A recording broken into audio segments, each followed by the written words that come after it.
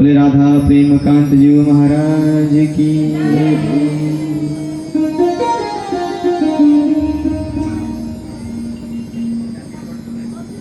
कल की कथा में हम आप सभी ने तथा विश्राम काल में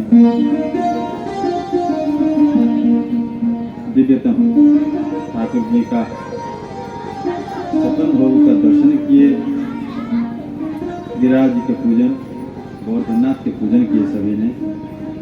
जो आए नहीं थे उन्होंने नहीं किए होंगे, अलग बात है। आप लोग आए क्यों नहीं थे? हम तो इंतजार में थे कि हमारे माता लोग आई क्यों नहीं। मैं सोचा रविवार को आएंगे, रविवार भी कल चला गया, मैं तो डर गया आए क्यों नहीं। आइतवार पण ना हो तो डर आ रहे फरतर भाई कि ना हो भाई सब।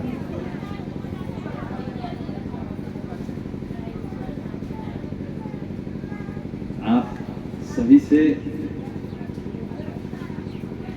मेरा हौसला है, देखिएगा आप माँ के हो गए तो फिर मेरा समस्या हो जाएगा मुझे। हम जिस सेवा के लिए निकले हैं उस सेवा को समझने वाले आप ही लोग हैं।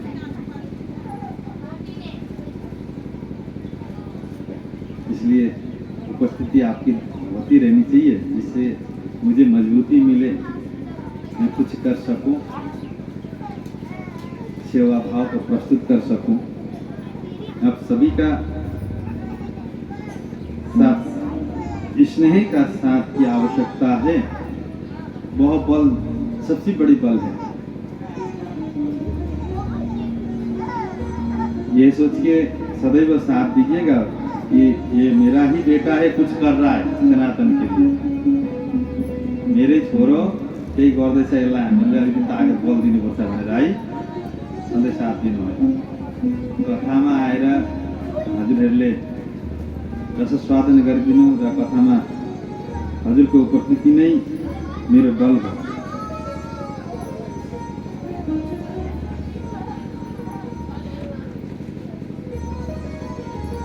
कल के सत्र में हम आपने भगवान के बाल लीलाओं को दर्शन किए। मैं ज्ञान की चर्चाओं को विशेष करके रख रहा हूँ। ऐसे तो मैं स्वभाव से ऐसा हूँ, मैं ज्ञान जो सामाजिक व्यवस्था को ज़्यादा जोर देता हूँ, लोगों में परिवर्तन आए। इस कथा में मैं कुछ अधिक ही जोर दे रहा हूँ भक्ति के लिए, भक्ति का मार्ग प्रशस्त हो लोगों को, इसीलिए हमें जोर दें। श्री किशोरी राधा रानी से लोग प्यार करें, ठाकुर जी से प्रेम करें, प्रेमकांत जी से प्रेम करें। कथा के भाव को मैं प्रेमकांत जी के साथ जोड़कर आप सभी को श्रवण करा रहा हूँ, जिससे कि आप प्रेमकांत जी से प्रेम करें। ऐसा हो कि एक समय ऐसा आए कि आप बगैर प्रेमकांत जी की रह ना पाओ, वो स्थिति होनी चाहिए। इसलिए हम भक्ति के मार्ग को ज़्यादा स्पर्श कर रहे हैं, उसके रहस्य को आप तक पहुंचाने का प्रयत्न हम कर रहे हैं। जो नित्य जो प्रसंग हैं भागवत जी के, उन प्रसंगों को हम स्पर्श करते हुए भक्ति की चर्चा और हमारे घर की व्यवस्थाओं में सुधार, इसके लिए हम ज़्यादा फोकस कर रहे हैं। मैं विगत कई वर्षों से इसी में चर्चा ज़्यादा करता हूँ। कल हमने गोवर्धन के दर्शन किए यहाँ पर श्री गिरिराज जी के। आप लोग जो गिरिराज गए थे हमारे साथ वृंदावन में, गोवर्धननाथ के परिक्रमा किए, वही गोवर्धन की कथाएं हैं ये। श्री ठाकुर जी ने गोवर्धननाथ के पूजन करवा के प्रकृति की रक्षा है तो जनमानस को जागृत करवाए। इसलिए मैं पुनः पुनः कहा करता हूँ, सनातन जो परंपरा है इसमें प्रकृति की सेवा के लिए लोगों को जागरूक किया गया है। प्रकृति की हानि ना हो, नेचर की किसी प्रकार का लॉस नहीं होना चाहिए। इसीलिए हमारे सनातन परंपरा में पूजा से बहुत वस्तुओं को जोड़ दिया गया, धर्म से जोड़ दिया गया। जैसे हम पीपल की पूजन करते हैं ना, बरगद की पूजन करते हैं, पीपल बरगद, इन वृक्षों को सुरक्षित रखना आवश्यक है। पीपल जो ऑक्सीजन जितना देता है और कोई नहीं दे सकता है। इसलिए दो कारण है, आध्यात्मिक दृष्टि से देखा जाए बर और पीपल ब्रह्मा और विष्णु के अवतार है, स्वयं साक्षात भगवान नारायण विद्यमान है पीपल में। और साइंटिफिक नज़र से, लौकिक दृष्टि से अगर देखा जाए तो पीपल का वृक्ष सबसे अधिक ऑक्सीजन प्रदान करता है, इसलिए उनका कोई हानि ना करे। इसलिए हमारे पूर्वजों ने, हमारे ऋषियों ने, हमारे देवजनों ने इनको धर्म से जोड़ दिए हैं। इनको सुरक्षित रखिएगा। अगर यह वृक्ष सुरक्षित रहेगा तो जनमानस सदैव सुरक्षित रहेगी। जैसे तुलसी का वृक्ष का हम पौधे का पूजन करते हैं, तुलसी का प्रत्येक घर में तुलसी है ना, आप सभी के घर में तुलसी का आध्यात्मिक दृष्टि से, तुलसी का सिंचन से, तुलसी का पूजन से पुण्य प्राप्त होता है तुलसी सिंचन से। और लौकिक दृष्टि से तुलसी में मेडिसिनल तत्व सबसे अधिक तुलसी में है। जिस घर में तुलसी के पौधे होते हैं अधिक, उस घर में अनेक प्रकार के वायरस बहुत सहज आते नहीं है। तुलसी मात्र एक मत लगाइए घर में, एक पूजन के लिए लगाइएगा ठीक है, और अन्यत्र और भी तुलसी होनी चाहिए घर में, जिससे कि आपके घर में वायरस वगैरह नहीं आएंगे। जहाँ तुलसी अधिक हो वहाँ वायरस नहीं आती है। जहाँ शंख ध्वनि होते हैं जिस घर में, वहाँ अनेक प्रकार के वायरस नहीं आते। जहाँ घंट घड़ियाल बजाई जाती है घंटी, इसलिए सनातन परंपरा में सब कुछ है। मैं पुनः कहूँ, जो सनातन जो है या हमारे हेल्थ से रिलेटेड परंपरा है, एक जीवन जीने का पद्धति है। ये मात्र धर्म नहीं है, सनातन जीवन जीने का पद्धति है और श्रेष्ठ पद्धति है, उच्च कोटि का पद्धति है। मानव को जीवन किस तरह जीना चाहिए, हम कैसे हेल्थी रह सकते हैं, ये धर्म से जोड़कर हमारे हेल्थ को सही रखने का प्रयास किए हैं ऋषियों ने। इसको सुनकर फॉलो करिएगा। और करते भी हम, आप प्रत्येक घर में हम पूजा करते हैं, तुलसी रखे हैं, तुलसी को सिंचन करते रोज, तुलसी को सिंचन करते ना रोज, जल चढ़ाना सिंचन मतलब आप चढ़ाते हैं। वो तुलसी मुरझा ना जाए, तुलसी जीवित रहे, इसलिए जल चढ़ाना चाहिए रोज, है ना। और पुण्य तो ठाकुर जी प्रसन्न होते, आशीर्वाद देते ही हैं। और तुलसी का वृक्ष से ठाकुर जी भी प्रसन्न होते। जिस घर में तुलसी हो, गोपाल जी प्रसन्न होते हैं, भगवान श्री हरि नारायण प्रसन्न होते हैं। भगवान को सबसे प्रिय श्री हरि को तुलसी का दल है, तुलसी का पत्ता नारायण को नित्य अर्पण करनी चाहिए। ठाकुर जी को, श्री राम और कृष्ण को तुलसी अर्पण करना चाहिए। श्री शालिग्राम जी को तुलसी अर्पण करना चाहिए, नित्य करते हैं। शालिग्राम जी होंगे आप सभी के घर में, आप शालिग्राम जी को कुछ कर पाओ अथवा नहीं, आप शालिग्राम जी को स्नान करवा के नित्य एक तुलसी का दल भी अर्पण कर दोगे, शालिग्राम जी प्रसन्न हो जाते हैं। और एक निवेदन करो, मैं प्राय कहता हूँ कथाओं में, तुलसी के साथ किसी की घरों में हम देखते हैं कहीं कहीं कि शिवलिंग रखते थे, वो गलत है, उनको शिवलिंग को बिल्कुल हटा दीजिएगा, शिवलिंग रखना नहीं चाहिए। शालिग्राम जी और तुलसी का सेवा है, तो शालिग्राम जी को घर के अंदर रखना चाहिए, बड़े सिंहासन में रखकर सेवा करेगा और तुलसी के दल उनको अर्पण किया करेगा। तुलसी दल, तुलसी मंजरी, मंजरी जानते हैं किसको बोलते हैं? तुलसी के जो फूल है, तुलसी मंजरी भगवान शिव को भी चढ़ा सकते हैं, पर तुलसी दल नहीं चढ़ा सकते। तुलसी का दल शिव जी को नहीं चढ़ता, कभी भी अपराध लगेगा। और तुलसी का मंजरी भगवान शिव को भी पसंद है, प्रिय है, वो भगवान शिव को तुलसी का मंजरी आप अर्पण कर सकते हैं, उससे भगवान शिव भी प्रसन्न होते हैं। तो सनातन का भगवान श्री कृष्ण ने इंद्र की पूजन को बंद करवा के गोवर्धन की पूजन करवाए। क्यों? गोवर्धन पहाड़ की पूजन, जहाँ वृक्ष थे पहाड़ सुरक्षित रहे, इसलिए भगवान स्वयं नेचर, स्वयं भगवान है, प्रकृति के पूजन श्री कृष्ण ने करवाया। भगवान ने ये दर्शाया कि ये प्रकृति ही में हूँ, नेचर में हूँ, नेचर की रक्षा करो, मैं ऐसे प्रसन्न हूँ।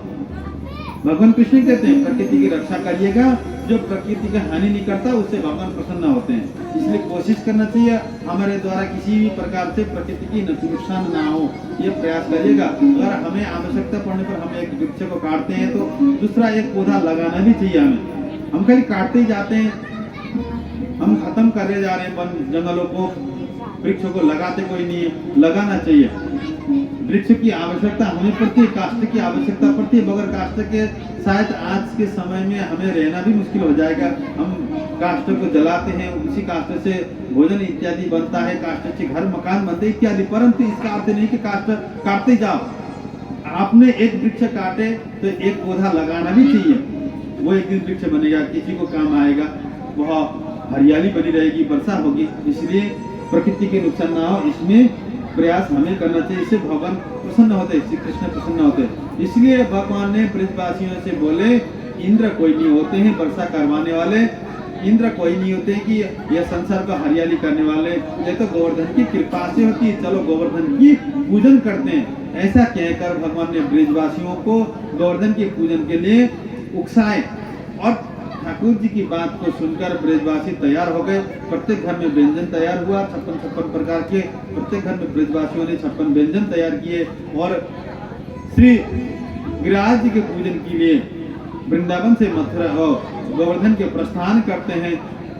ब्रजवासी ठाकुर कृष्ण बलराम के साथ गोवर्धन पहुंच गए, बृहत पर्वत गोवर्धन के। वहाँ ठाकुर जी का छवि का दर्शन हुआ ब्रजवासियों को।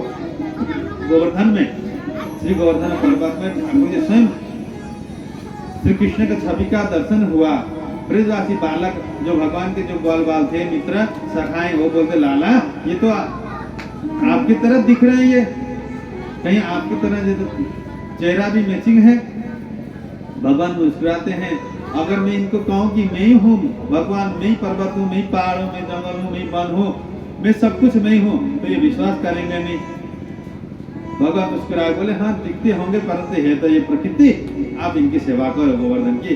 अगर गोवर्धन सुरक्षित रहेंगे तो समय समय पर वर्षा होती रहेगी। ये नेचर प्रकृति ही भगवान है और हम आपके अंदर भी भगवान विद्यमान है, इसको स्वीकार करिएगा। जीव जंतु पशु पक्षी प्रत्येक में भगवान विद्यमान है, इसलिए किसी की हानि नहीं करनी चाहिए। यहाँ भगवान बातों को टाल देते हैं और पूजन के लिए ब्रजवासी से कहते हैं चलो पूजन करो, तैयारी करो। यहाँ सांडिल्य ऋषि को भगवान ने बुलाए थे, निमंत्रण देकर मंत्र उच्चारण इत्यादि के लिए सांडिल्य ऋषि उत्पन्न वहाँ प्रस्तुत हुए। ठाकुर जी की आज्ञा को पालन करते हुए आ गए वहाँ पर। वेद मंत्र इत्यादि से वह पूजन करवाना प्रारंभ करते हैं। ब्रजवासी दूध दही जल आदि जो लेकर आए थे घर से, उससे तो गोवर्धन नाथ का एक नाखून भी वह नहीं धो पाए, स्नान नहीं करवा पाए। वहाँ जल की अधिक आवश्यकता हो गई। कृष्ण से बोले लाला हमने जो घर से जल लाए थे, पंचामृत वगैरह लाए थे, उससे तो आपके ठाकुर का स्नान नहीं हो पाया। अब कुछ व्यवस्था करो, कुछ आप। भगवान कहते हैं ब्रजवासियों से नेत्र बंद करो। गोवर्धन सारी व्यवस्था निजी फ्री करते हैं, निज व्यवस्था निजी कर लेते हैं। वो बोले ठीक है।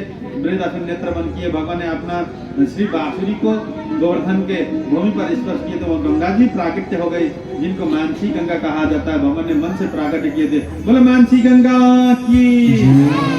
हम लोग गए थे ना मानसी गंगा में, जो धारा लगी थी मानसी गंगा, वो भगवान कृष्ण ने अपने बांसुरी स्पर्श से प्राकट्य किए हुए हैं। मानसी गंगा वहीं से जल भर भर के गोवर्धन नाथ की स्नान करवाए, अभिषेक किए। ब्रजवासियों ने सांडिल्य ऋषि बड़ा सुंदर पुरुषोक्त आदि का पाठ करते हैं, पूजन करवाते हैं।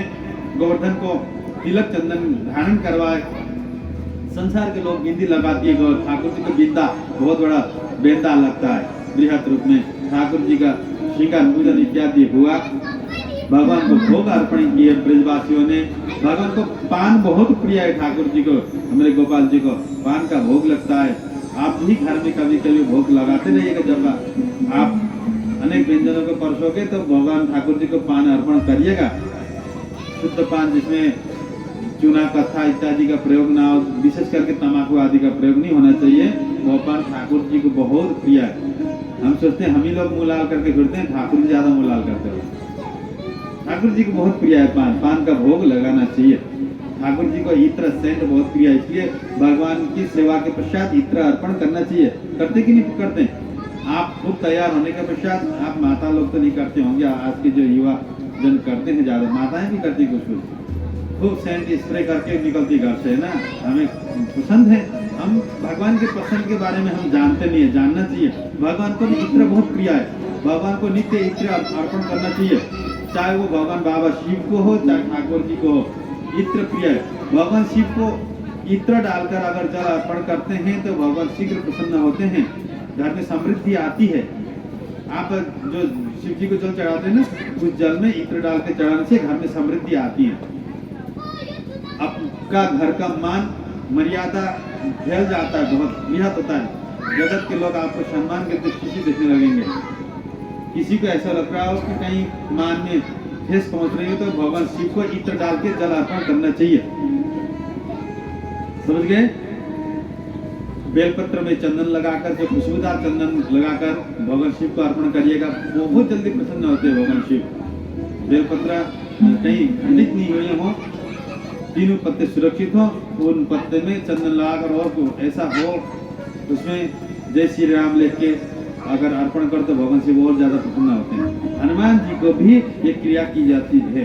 हनुमान जी को अकौवा की जो पत्ता होता है ना, आँख जानते हैं, आँख के पत्ता में राम जी का नाम लेकर आँख के पत्ता का माला आप अर्पण करोगे तो हनुमान जी बहुत शीघ्र प्रसन्न होते हैं, आपको खूब आशीर्वाद देंगे। हनुमान जी को यह प्रिय है बहुत, राम नाम प्रिय है, उतने में अकौवा के पत्ता में, अकौवा मतलब आँख के, वो भी सफेद आँख दो तीन प्रकार के आँखें होते हैं, एक थोड़ा वायलेट भी होता है आँख में, एक सफेद होता है, एक में सफेदी नहीं होती मतलब ग्रीन होता है। सफेद जो अकौवा होते हैं वो आँख का पत्ते में अगर राम नाम को लेकर हनुमान जी को माला बनाकर अर्पण करेंगे तो हनुमान जी बहुत शीघ्र प्रसन्न होते हैं। कभी आप किया करिएगा, नियम कोई नियम बनाना चाहिए कि शनिवार भी तो हनुमान जी का आप राम नाम अर्पण करते हैं, ऐसा नियम बनाइएगा। उसमें कुछ करते रहना चाहिए, हम आपको व्यस्त रहना चाहिए। संसार की चर्चा, इधर उधर की चर्चा के बजाय भगवान से संबंध रखिएगा, भगवान की सेवा पूजा इत्यादि कुछ पुस्तक वगैरह पढ़ते रहना, कथा सुनते रहना, कथा और पुस्तक से जो आपको ज्ञान प्राप्त होगा उस ज्ञान को आप अपने जीवन में उतारिएगा, कोशिश करिएगा, कोशिश करना चाहिए, इसमें कुछ करना चाहिए। हम लोग व्यर्थ के समय को ऐसे गवाते और संसार की चर्चा में लगा देते। संसार की चर्चा के बजाय भगवान की सेवा में थोड़ा लग जाना चाहिए, जीवन की शुद्धि हो जाती है और कुव्यवहार से बच जाओगे आप। यहाँ श्री गोवर्धन नाथ की पूजन हुई, भोग इत्यादि अर्पण किया गया, पान आदि का भोग लगाया गया, जयकारा लगाए, ठाकुर जी ने बोले गिरिराज की गोवर्धन नाथ की जयकारा हुई। बाबा ने ब्रिजवासी से बोलते चले परिक्रमा करते गोवर्धन की, मगर परिक्रमा का फल नहीं है। आइए हम आप भी एक भजन के माध्यम से श्री गिरिराज जी की परिक्रमा लगाते हैं, ठीक है। आप लोग गिरिराज जी जानते तो गोवर्धन जानते चिन्ह हजुर चिन्नुहुन्छ को जानुभएको छ गोवर्धन जानुभएको छ, हजुर त जानुभएको, हात उठाइदिनुहोस् त को जानुभएको छ। आप में से कोई गए नहीं है, जाना चाहिए। गोवर्धन नाथ जी का परिक्रमा का बड़ा महत्व है, बहुत 21 किलोमीटर की परिक्रमा है, बड़ा बेहद बहुत आनंद आता है और उसका महिमा बहुत अधिक है। संसार में आप कुछ करो नहीं करो, ब्रिज धाम का एक बार आपको यात्रा कर लो और ब्रिज में जाकर वृंदावन का परिक्रमा, गोवर्धन की परिक्रमा, कुछ साधु संत का सेवा, ठाकुर बाकी बिहारी के दर्शन, राधा रानी सेवा मन के दर्शन और यमुना जी का स्नान, इतना ही कर लो कि बंधु कुछ करो नहीं करो आवश्यकता नहीं है। आप 4 धाम करो नहीं करो कोई फर्क नहीं पड़ता। क्यों?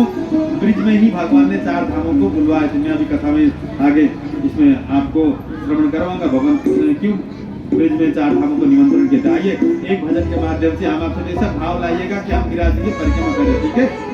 बोलो भक्तवत्सल भगवान की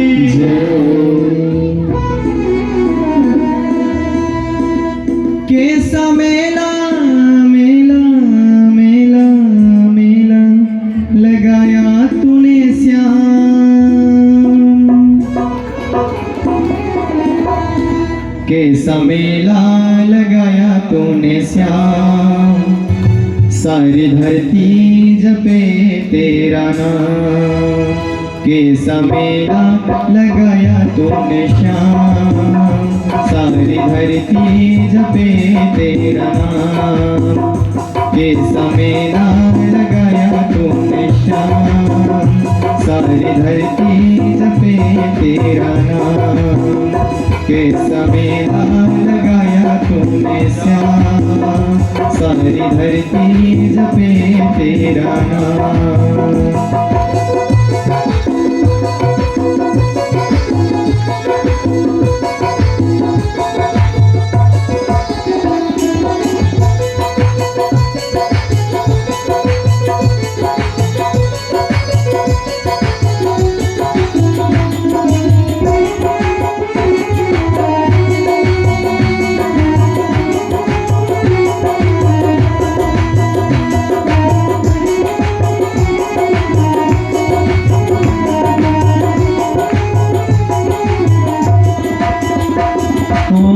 मूसलाधार बरसात में लिया पर्वत उठा हाथ में, मूसलाधार बरसात में लिया पर्वत उठा हाथ में, आए ब्रजवासियों के काम, आए ब्रजवासियों के काम, सारी धरती जपे तेरा नाम, कैसा मेला लगाया तूने श्याम, सारी धरती जपे तेरा नाम।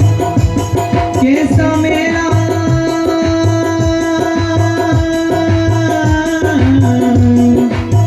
ओ कैसा मेला मेला लगाया तूने श्याम, कैसा मेला लगाया तूने श्याम, सारी धरती जपे तेरा नाम। कैसा मेला लगाया तूने श्याम, सारी धरती जपे तेरा नाम। सभी झूमते हुए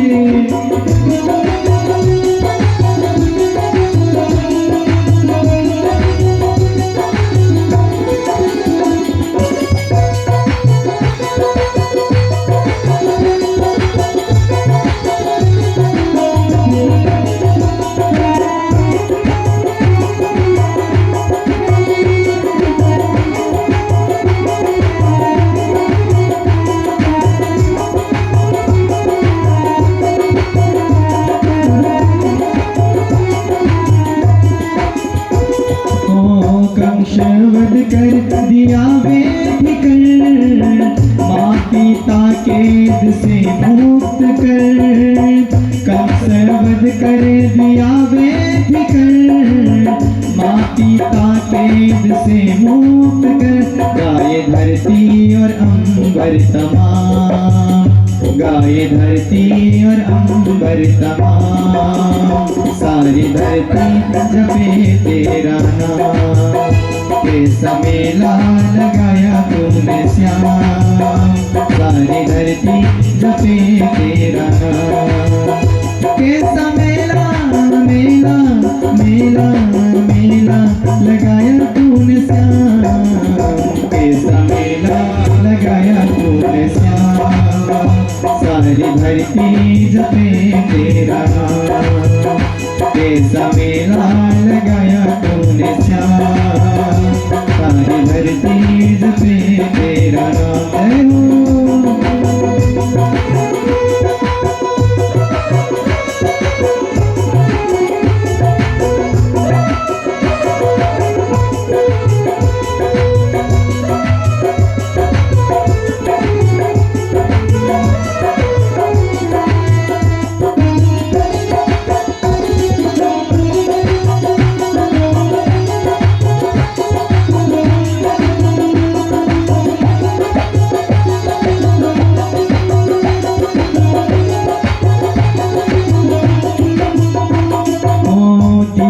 दुखियों के दातार हो, धरते भक्तों के भंडार हो। दीन दुखियों के दातार हो, भरते भक्तों के भंडार हो। तेरे चरणों में जीवन तमाम, तेरे चरणों में जीवन तमाम, सारी धरती जपे तेरा नाम।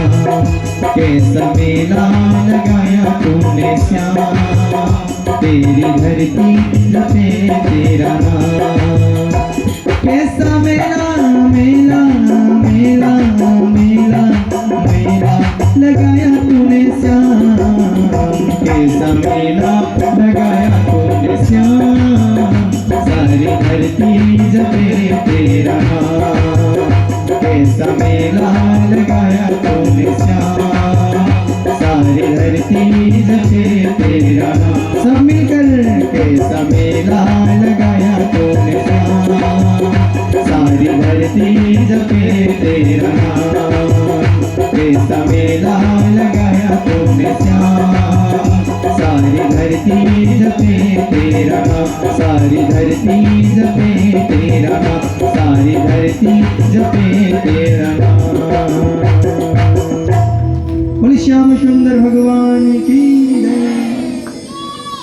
भगवान श्री कृष्ण बलराम ब्रजवासियों को लेकर गोवर्धननाथ की परिक्रमा को संपन्न करते हैं। दिव्यतम परिक्रमा प्रांत जब जयकारा हुई, यहाँ ब्रजवासियों ने कृष्ण बलराम की जयकारा लगाए। बोले कृष्ण बलराम की जय।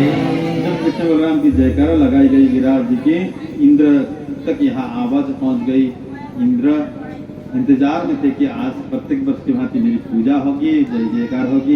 यहाँ पे कृष्ण बलराम की जयकारा सुनाई दी, जय घोष गोवर्धननाथ की। इंद्र ने अपने दूतों को भेजे, सैनिकों को भेजे, जाकर देखो पृथ्वी में सब ठीक ठाक तो है। इंद्र के दूत आए, आकर देखते हैं यहाँ तो इंद्र के पूजन बंद हो गई है। ठाकुर जी ने गोवर्धन के पूजन करवा रहे हैं, खुद अपनी पूजन करवा रहे हैं, खुद पूजे खुद ही पूजवावे। गोवर्धन की ओर देखते हैं इंद्र के दूत, अरे ये तो कृष्ण से ही है।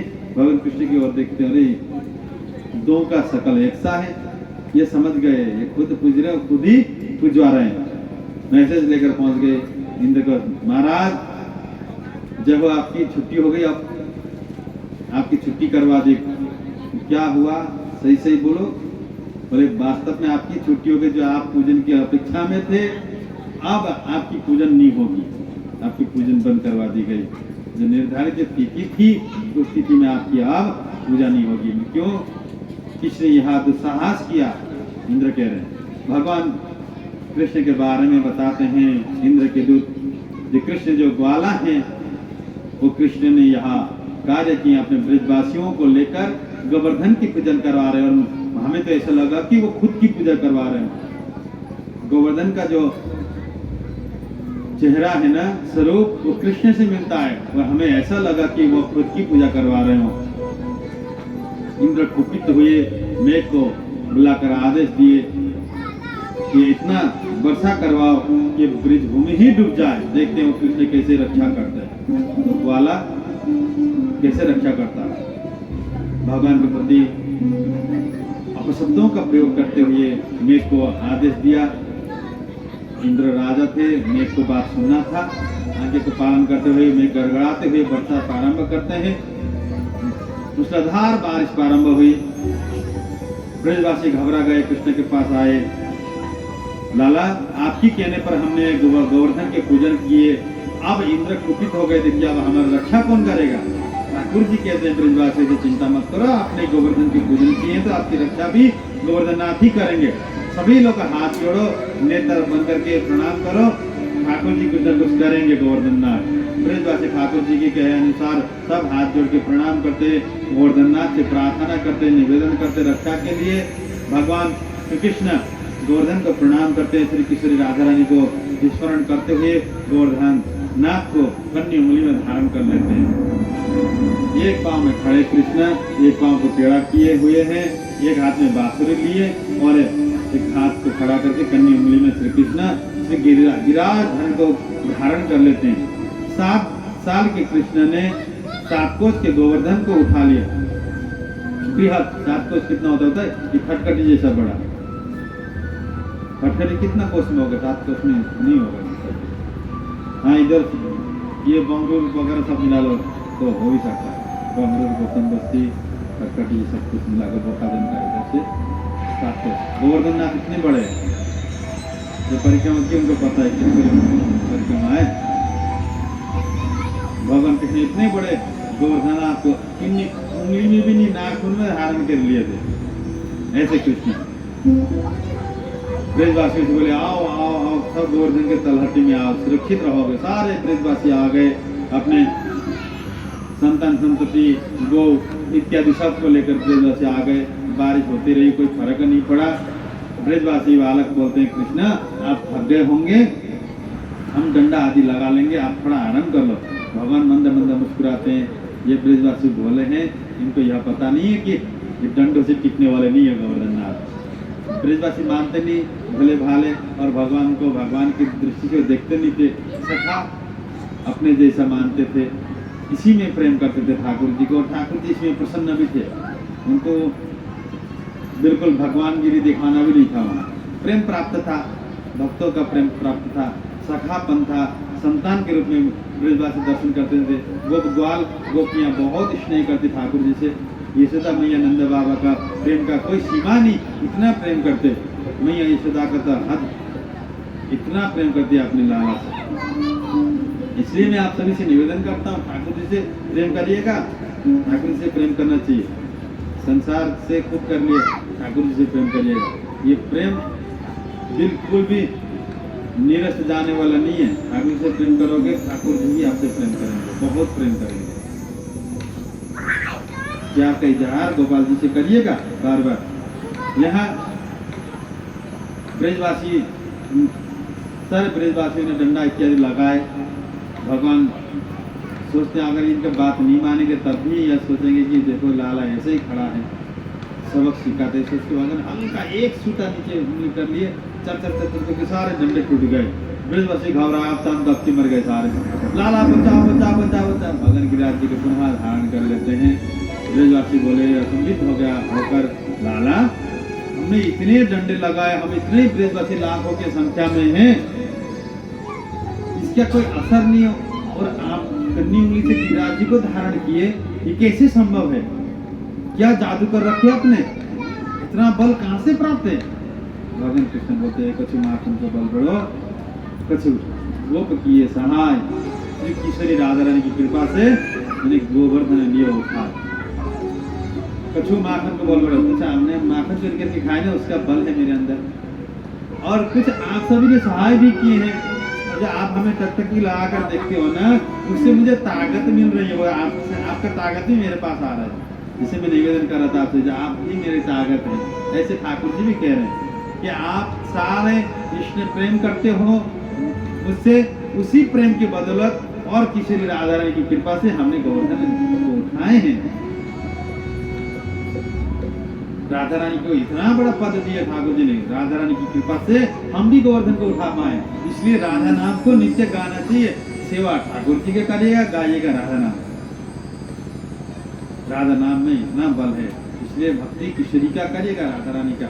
मैं पूरी कथा में कह रहा हूँ, राधा राधा राधा राधा राधा के अलावा कुछ ना आपके जीवन। किशोरी राधा रानी को बिल्कुल हृदय में बता लीजिएगा। मैं पुनः कहूँ, राधा रानी का चरण पकड़ लो, कहीं भटकने की आवश्यकता नहीं है। कभी कहीं भटकने की आवश्यकता नहीं है। आपकी भटकाव खत्म हो जाएगी, किशोरी के चरण में आ जाओ, बस एकदम शरणागत हो जाओ। हे राधा रानी, मैं आपकी और आप क्या बोलना है हमारी, बस इतना ही कहना है। बस और कुछ करने की आवश्यकता नहीं। निछावर कर दो जीवन को, सुखमय जीवन होगा, कहीं भटकेगा नहीं। जितना भटकाओगे मन को उतना भटकता रहेगा। दुखी दुख में जीवन पार होना, यहाँ से वहाँ से यहाँ से वहाँ। गज की जैसी होगी फिर जीवन। गज के जीवन में दुख आ गई, पीड़ा, सारे परिवार छोड़ के भग गए तो सतियों को पुकारने लग गए। मैया भगवती दुर्गा माता को पुकारने, हे माँ मेरी रक्षा करो। उनके अंदर तसल्ली थी नहीं, दुर्गा माता मैया है, तैयार होने में थोड़ा टाइम लगता है। दुर्गा माता तैयार हो रही थी, चलो भक्त ने पुकारा, मुझे जाना चाहिए उसके रक्षा के लिए। तैयार हो रही थी, उतने में भगवान भोलेनाथ को पुकारने लगे, हे बाबा भोलेनाथ मेरी रक्षा करो। माँ भगवती बोले भोलेनाथ जाएंगे, मुझे क्या? तो भोलेनाथ को बुला रहा है। मैया भगवती जो आने को तैयार हो गई थी वो भी रुक गई। भोलेनाथ भी तब भस्म वगैरह रमाएंगे, थोड़ा समय तो लगेगा तैयार होने में। बागंबर धारण करेंगे, डमरू उठाएंगे, फिर थोड़ा टाइम लगेगा 2-4 सेकंड का। इतने में उनसे तसल्ली नहीं रही। हे हनुमान जी मेरी रक्षा करो। भोलेनाथ सोचे हनुमान जी जाएंगे, मैं काय को परेशान हो, हनुमान को पुकार रहा है। भोलेनाथ भी बैठ गए तप में, चलो मैं तो बैठ के तप करता हूँ। हनुमान जी है राम जी के सेवक हैं, राम नाम को गाएं, राम नाम से बल प्राप्त होके तब आएंगे। राम को पुकारने लग गए, तब तक थोड़ा विलम्ब हो गया। फिर भैरव बाबा पुकारते, किसी को पुकारते, ऐसा करते करते विलम्ब हो गया, बिल्कुल डुबके मारने लग गए। तब जाके हे हरि बोले। हरि बोले तो हरि तो फिर एक ही है ठाकुर जी। ठाकुर जी बोले कोई नहीं जाएगा, नहीं हरि तो ठाकुर जी सेकंड नहीं लगाए और आ गए।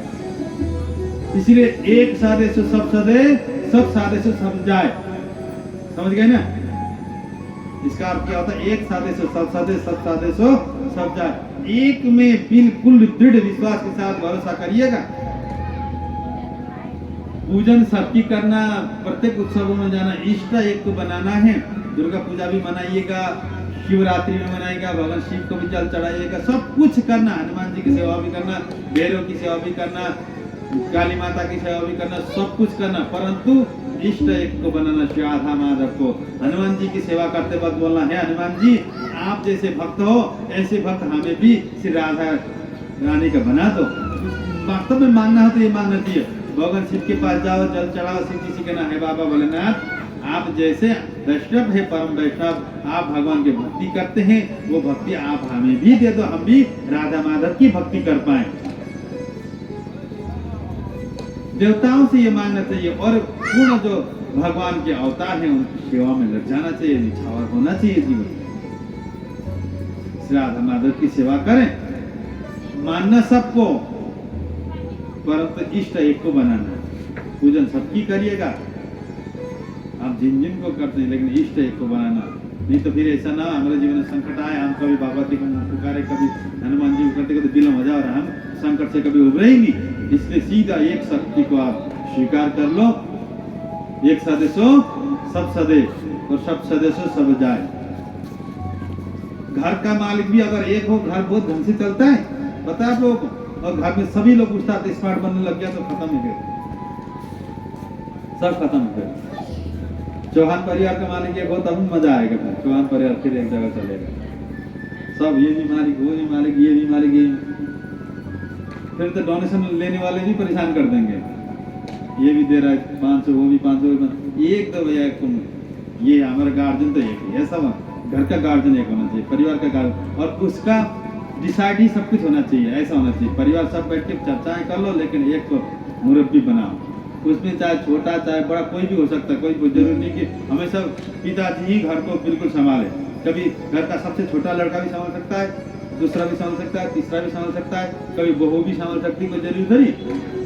बुहारीले राम्रो कुरा भन्यो भने बुहारीको कुरा मान्नमा के हर्ज छ? हर्ज छ? राम्रो बाटो देखाउने, चाहे बुहारी हुन्, छोरी हुन्, छोरा हुन्, नाति हुन्, ज्वाइँले पनि राम्रो बाटो देखाउन मान्नुपर्छ, ज्वाइँको बाटो मान्नुहुन्न भन्नुहुन्न। अनि हामीहरूको घर छोरीको घरलाई हाम्रा ससुरालीले पनि राम्रो देखाउँदैन, मान्दा के बिग्रिन्छ? को ससुरालको कुरो सुन्छ भन्नुहुन्छ? सुन्नुपर्छ, राम्रा कुरामा सुन्नुपर्छ, भड्काउ सुन्नु हुँदैन, राम्रा कुरा सबैले सुन्नुपर्छ। र घरको मालिक एकजना बनिनु, घर राम्रो हुन्छ। त्यस्तै गाउँको मालिक एकजना हुनु भने गाउँ राम्रो हुन्छ। गाउँको एउटा राम्रो मुरब्बी, गाउँलाई राम्रोले लिएर हिँड्ने, गाउँलाई राम्रो सजेसन गर्ने व्यक्ति छन् भने उनको कुरो मान्नुपर्छ। त्यसै जिल्लामा एउटा डिएम हुन्छ है, राज्यमा सिएम हुन्छ और देशमा पिएम हुन्छ, त्यस्तै त हो। र घरमा एकजनाले घर साध्नु भने घर सरिन्छ, राम्रो तरिकाले हिँड्छ घरको। घरमा फेरि मिठास हुन्छ, एकत्रित देखिन्छ, युनिटी देखिन्छ परिवारमा, अनि हो त्यसको बहुत पावर हुन्छ, त्यसको किमत हुन्छ। फेरि सम्मानको दृष्टिले मान्छेले हेर्छन् त्यो घरलाई, फलाना घरमा कति राम्रो छ हेर त, तारिफ हुन्छ जगतमा।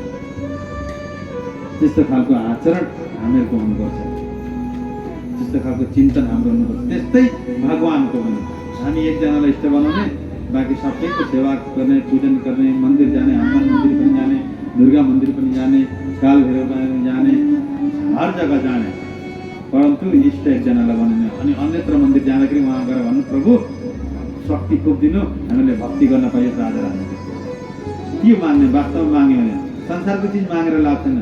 संसारको चिज त हामीले कर्म जस्तो गर्छौँ, आफै भेटिहाल्छ। मेहनत नगरी बसेर केही भेटिँदैन। चुप लगाएर घरमा थुनिएर बस्नु, भगवान्ले दिन्छन् र बस्नु, भगवान्ले हामीलाई कर्म गरेर खाऊ भनेर भन्नुभएको, बुद्धि र विवेक जोडिदिनु भएको छ। घरमा चुप लगाएर हाम्रो बिल्डिङ बनियोस् भने बिल्डिङ बनिन्छ, बिल्डिङ बनाउनलाई मेहनत गर्नुपर्छ, हो त्यो मेहनतमा भगवान्ले साथ दिन्छ। आज हामीलाई खुब पनिरसँग भोजन गर्न मन लाग्यो, शाही पनिर, मटर पनिर है, राम्रो पकवान खान मन लाग्यो, खालि याद गरेर बसेर हुन्छ? पकवानलाई, पकवानको तयारी गर्नु पर्यो, ल्याउनु पर्यो, कमाउनु पर्यो, बनाउनु पर्यो, अनि यहाँ पकवानको स्वाद पाइन्छ? ऐसे पाइँदैन नि। मेहनत को फल चाहिए, संसार में मेहनत का फल है जी, मेहनत करिएगा, फल है अवश्य। बस उस मेहनत में ठाकुर जी का साथ रहेगा, बस ठाकुर जी को लेकर चलना है। भगवान से कहना, प्रभु मैं कार्य कर रहा हूँ, आप साथ दीजिएगा, आप कृपा करिएगा। काम आपको करना होगा। आपको खाने का मन हो गया तो रूम में भोजन नहीं आएगा, भूखे मर जाओगे। और भगवान उसको और पसंद नहीं करते, जो आलस से करके भूखे मरता है ना, भगवान उसको स्वीकार नहीं करते हैं। क्यों भगवान क्यों स्वीकार नहीं करते हैं? भगवान ने हमें हाथ पांव सब कुछ दिए, बुद्धि विवेक दिए, कर खाओ भाई, 10 को खिलाओ, इसलिए दिए भगवान ने जीवन। खुद भी खाओ और 10 को भी खिलाओ, इसलिए भगवान ने मानव तन दिए। भगवान की भी सेवा करो, जनमानस की सेवा करो, अतिथि अभ्यागत की सेवा करो, राष्ट्र की सेवा करो, साधु संतों की, गरीब जनों की सेवा करो, इसलिए भगवान ने शरीर दिया। कूदी बैठ गए हाथ मार के, भगवान ने हमें ऐसे बनाई नहीं भाई भगवान ने कसैलाई केही दिनुहुन्न र कसैसँग केही लिनु पनि हुन्न। कसैलाई भगवान दुःख पनि दिनुहुन्न, सुख पनि दिनुहुन्न। दुःख र सुख हामीले कमाएको धन हो। दुख पनि साक्षात हामीले कमाएका हूँ, दुख सुख और दुख भगवान किसी को ना सुख देते हैं ना ही क्या देते हैं, दुख देते हैं। सुख और दुख दो ही हम आपका अर्जन किया हुआ धन है। सुख भी हमने कमाए हैं, दुख भी हमने कमाए। कहीं ना कहीं हमने गलती की, अपराध किए, त्रुटियां की तो भोगना पड़ता है, और कहीं पुण्य कार्य किए तो सुख, उसका धन आएगा, सुख आएगा, अच्छे संतान संतति मिलेंगे, अच्छे पति मिलेंगे, अच्छी पत्नी मिलेंगे। नहीं, आज भी तो पूर्व जन्म में कभी किए थे तो भोग रहे हैं, भोगना पड़ता है उसको। इसलिए इतना चेतना के साथ जीवन जीना। अब मानव तन पाया थे, इस जीवन में तो हम गलती नहीं करेंगे, इस भाव से जीवन जीना चाहिए। ये भगवान को कभी दोष मत दीजिएगा कि भगवान ने हमें दुख दिए हैं। नहीं, भगवान दुख और सुख नहीं देते हैं। दुख और सुख दो ही हमने अर्जन किए हैं, हमारा कर्म है वो। हमने कमा कर बैंक बैलेंस रखे, जैसे वही तो भोगेंगे, जैसा बैंक बैलेंस है उसी को भोगना है। इसलिए कोशिश करना, अपराध का अर्जन मत करेगा। अपराध आज अर्जन हो रहा है तो भोगना 100% पड़ेगा। आप सोचोगे कि नहीं भगवान को हम मूर्ख बना रहे थे, भगवान का मूर्ख, भगवान का खाता में लिखा होगा तो मिट नहीं सकता, उसको भोगना ही पड़ेगा। भगवान चाहे पुण्य अर्जन करोगे तब भी भगवान पाए पाए लौटाएंगे, अपराध का अर्जन होगा तब भी पाए पाए लौटाएंगे भगवान। आपको भोगना पड़ेगा, आज नहीं तो कल। इसलिए सावधानी के साथ जीवन जीना चाहिए मानव को, बहुत सावधानी के साथ। लोग माता पिता को दोष देते हैं, भगवान को दोष देते हैं, देवताओं को दोष देते हैं। ऐसा दोष नहीं देनी चाहिए, कभी भी कदाचित नहीं देना चाहिए।